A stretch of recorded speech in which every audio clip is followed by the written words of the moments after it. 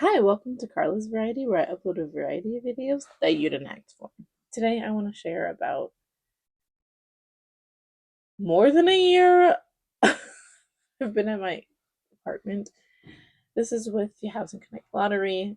In the past video, I talked a little bit about the process, and the process was very quick, yes, but the application and the waiting is a lot.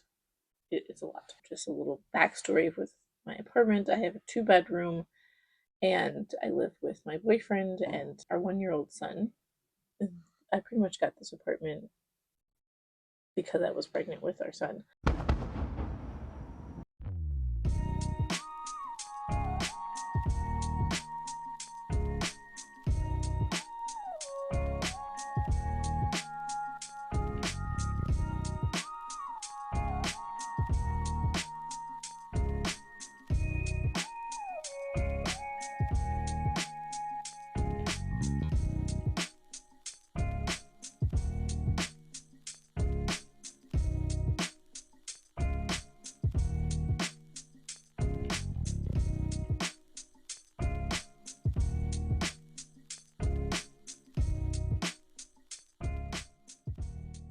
And I would have gotten a studio. They said they only had studios available at the time, and this is 2023.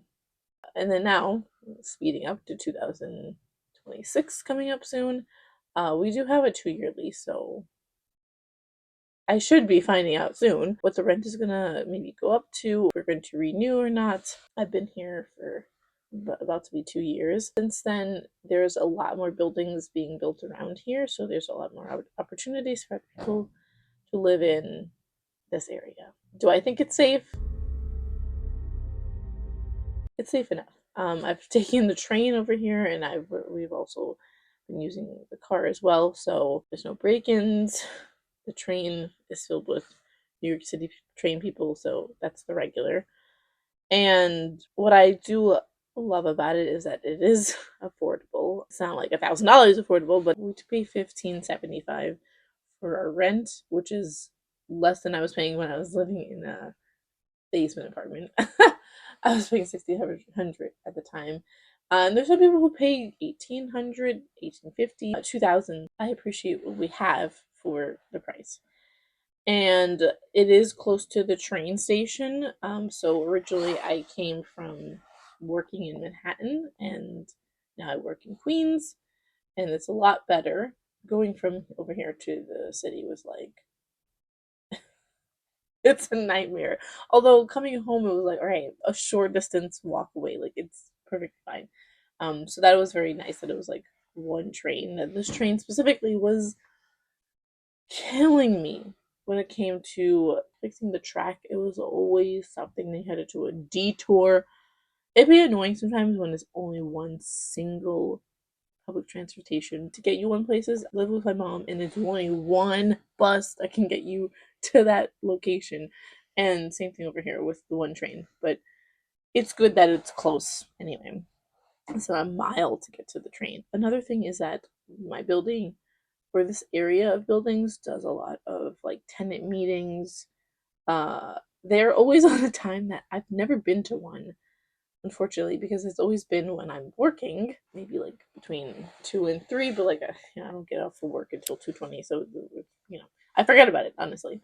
So I would love to be a part of them and hear what's happening, but for the most part, they do it every month, and it's nice to. They do have a lot of advertisements on like it by the lobbyist or security, whatever they call it. I don't know. Another thing is that they do a lot of activities and events, um, and that seems pretty cool. For the first year we were here, they didn't have that building open that they did activities, and I was like, it would be really cool if they did things. And all of a sudden, they just started like sending emails of like, oh, we're gonna do a computer class, we're gonna do a kids painting class, and then they do the Halloween parties, they do different like back to school events, and that's really awesome in this neighborhood. They have now decided to, in some blocks, put parking meters, and it's like this is really just how New York City just runs, is that they will build a house and make sure they have the parking meters up. There's mad people who cannot afford to be paying for this garage. And they also offer a lot of like financial literacy classes. Again, a lot of this is always when it's during work or like traveling home from work. So I'm not able to be a part of them, but I hear about it, and they always do the advertisements in emails, and they have the flyers up in every single apartment, like by the lobbyist. Some of the downsides in some cases, right? We do have a live-in super because, like, they're quick with some things, but not other things. So, like, I've locked myself out before. This is not the first time. Getting your door opened for you, it can be fast if you lock yourself out, but maintenance is pretty much very slow with some things. So, like, we got some things taken care of with the lights and for the toilet and for the kitchen. It's like, dang, how many times do I have to put in an order for it? Like, it took too many times. And then sometimes it's back and forth, like, oh, we missed you. And I'm like, I said between this time and this time. Like, I gave you a 5 hour time period, and you still just didn't come until whenever you decided to come, and then left me a note saying that you guys came and nobody was there. Like, I can't. What's it? It's nice that there's other opportunities for new housing for people, but it's also a downside because it's like parking. Freak. Parking is going to be a hot mess over here.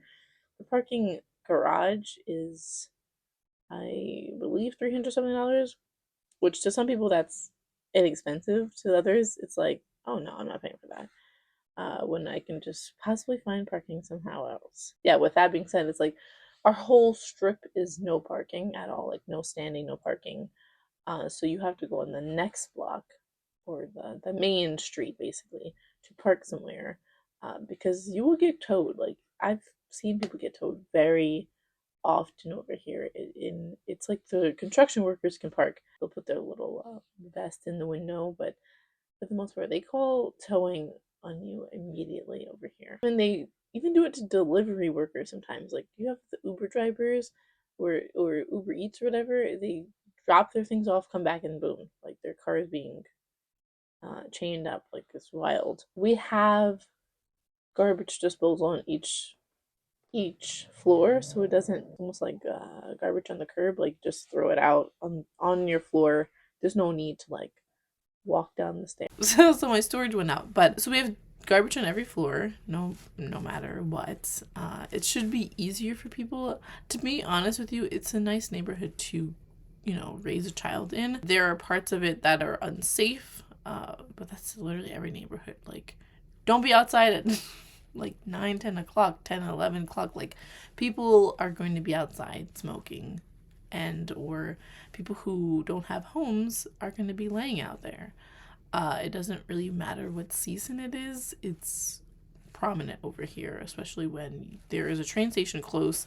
You're going to see a lot of people who are just hanging out and hanging around. It's like almost every other neighborhood who there's a rich side, like 2 blocks over. Then there's a side where it's a little ghetto fabulous. Then there's a side where it's like, okay, calm, but make sure you're in by 9 p.m. This is kind of like that neighborhood.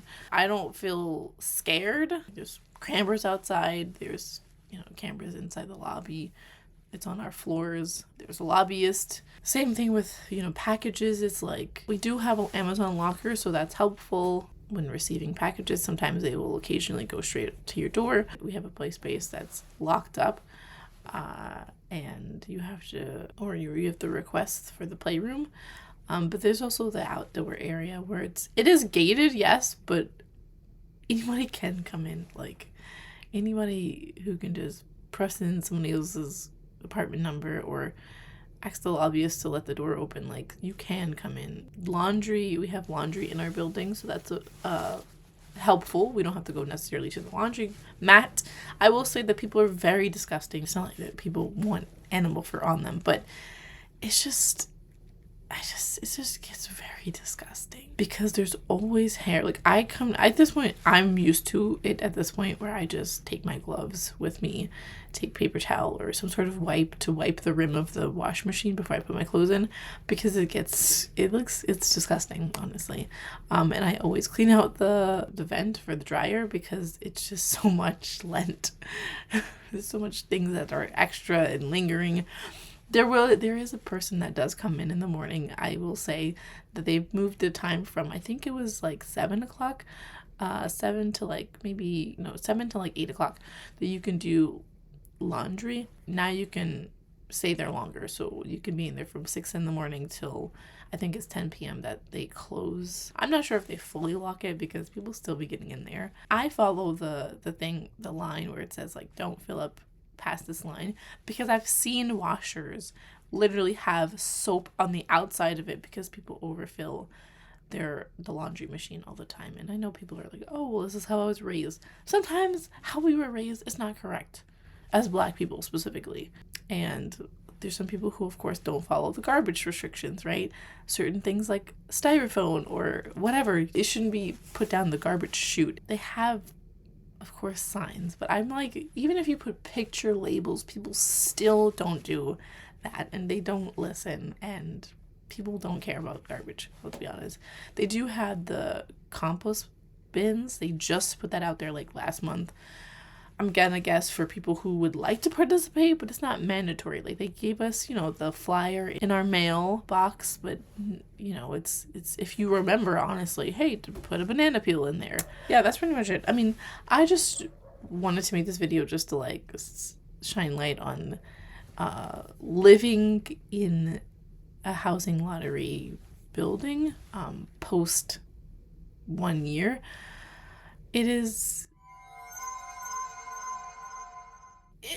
It's nice, right? I don't feel like I'm stuck here. I don't where we can't grow, moving somewhere else.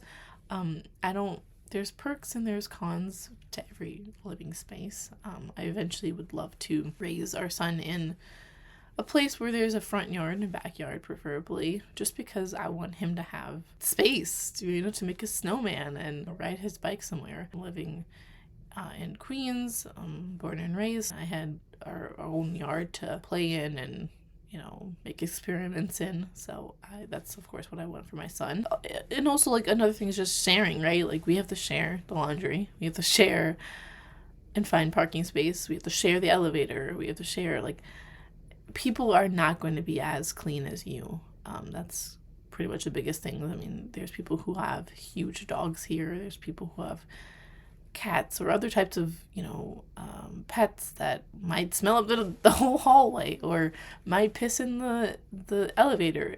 I also think that my biggest annoyance, and this is like an everyday thing that annoys me, is just the building design or layout is so stupid. You have to walk in one door past the lobbyist, and then you walk out back into the outside just on the other side of the gate, and then go and have to buzz in again to the next building. Like, how stupid was that? So it's like, why didn't you guys just make kind of like a indoor access? Like, why did you just make the buildings connect in that way? Like, what is up with the gate?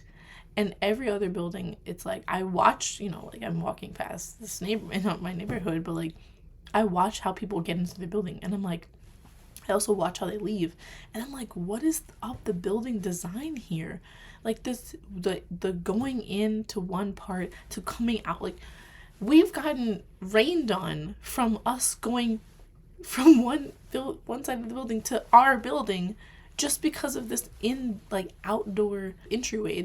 And it's another thing of like, when they design a building versus when they build it versus when it's livable for people. Like, y'all gotta do better. Like, make it make sense. For weather in New York specifically, they finally built a drain, and because it used to be a puddle, you have to step past or to figure out a way around it just to get to our door to buzz in.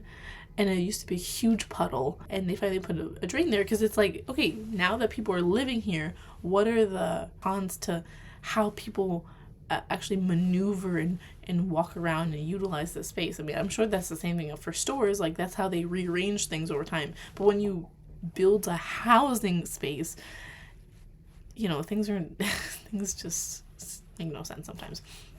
That's my biggest thing, right? Another thing I really absolutely hate is that there's no ceiling lights. Like, there's no ceiling lights in most of those spaces, right? So, like, this is my bedroom.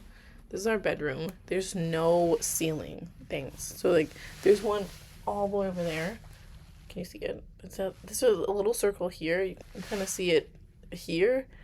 That's the circuit to put a ceiling light up. It is so annoying. Like, I only stay in my kitchen and living room because that's the built-in light. So we have lamps, but like, that's another thing that is very annoying. And they, you know, they're not gonna put money into making sure that there's light in every single room. It's like kind of like you do it yourself. So that's the only two things that annoy me. But for the most part, this is just a little snippet or a part 2 of the Housing Connect lottery. I've been here for a minute, and, you know, I would, of course, renew my lease. It's not somewhere that I would stay forever, especially being that we have a family. Like, if I was by myself, you know, of course, I'll stay here. Like, it's affordable, it's convenient, I mind my own business. But it's not long lasting. I would love to have a laundry room in unit. I would love to have parking, not to be accessible and guaranteed. Hope to update you again, I guess, what happens next, once, you know, what our renewed lease looks like, and if we're staying here for another year or two, what's that gonna be. So thank you for watching. Bye.